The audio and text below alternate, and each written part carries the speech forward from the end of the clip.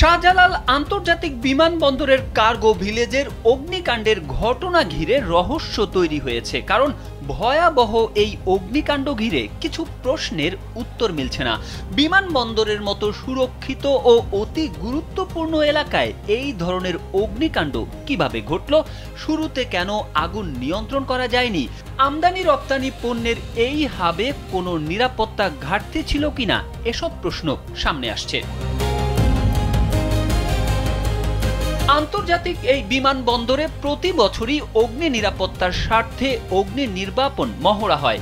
দামি উড়োজাহাজ তৈরি করে সেটিতে আগুন লাগানোর পর ছুটে আসেন বিমানবন্দরের নিজস্ব ফায়ার ইউনিটের অত্যাধুনিক এয়ারপোর্ট ক্রাশ টেন্ডারগুলো। তখন বিমানবন্দরের ফায়ার কর্মীরা দামি উড়োজাহাজের আগুন নিভিয়ে দেন। কিন্তু শনিবার যখন বাস্তবে কার্গো ভিলেজে আগুন লেগেছে, তখন তাদের কর্মক্ষমতা নিয়ে প্রশ্ন উঠেছে। এছাড়া অনুমতি না থাকায় ফায়ার সার্ভিসের গাড়ি ৮ নম্বর গেটে আধা ঘন্টার মতো আটকে রাখা হয়েছিল বলে অভিযোগ রয়েছে।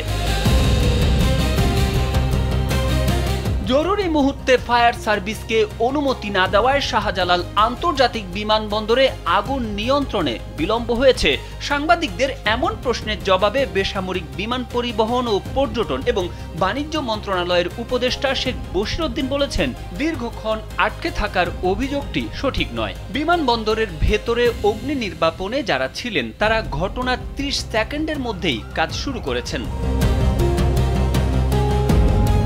আগুন লাগার সময়ের বিষয়ে বেসামরিক বিমান মন্ত্রণালয়ের সংবাদ বিজ্ঞপ্তিতে বলা হয়, আগুন লেগেছে দুপুর ২টা ১৫ মিনিটে। অপরদিকে ফায়ার সার্ভিস বলছে তারা আগুন লাগার খবর পেয়েছে ২টা ৩০ মিনিটে। তাদের প্রথম ইউনিটটি ঘটনাস্থলে পৌঁছেছে ২টা ৫০ মিনিটে। এ হিসেবে আগুন লাগার অন্তত ৩৫ মিনিট পর ফায়ার সার্ভিসের প্রথম গাড়িটি সেখানে পৌঁছেছিল।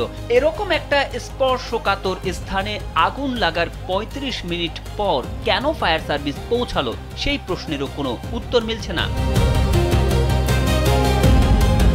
বিমানবন্দরের আমদানি কার্গো কমপ্লেক্সে অগ্নিকাণ্ডের ঘটনা নাশকতা নাকি দুর্ঘটনা, এমন প্রশ্ন উঠেছে অনেকের মাঝেও। বিএনপির তরফেও পূর্ব পরিকল্পিত কিনা তা তদন্ত করে ব্যবস্থা নেওয়ার জন্য বিবৃতি দিয়েছেন দলের মহাসচিব মির্জা ফখরুল ইসলাম আলমগীর। প্রধান উপদেষ্টার দপ্তর থেকে পাঠানো বিবৃতিতেও বলা হয়েছে, নাশকতা বা অগ্নিসংযোগের কোনো বিশ্বাসযোগ্য প্রমাণ পাওয়া গেলে সরকার তাৎক্ষণিক ও দৃঢ় পদক্ষেপ নেবে। এ নিয়ে একটি প্রতিবেদন করেছে দৈনিক মানবজমিন। তারেক আহমেদ, কালবেলা।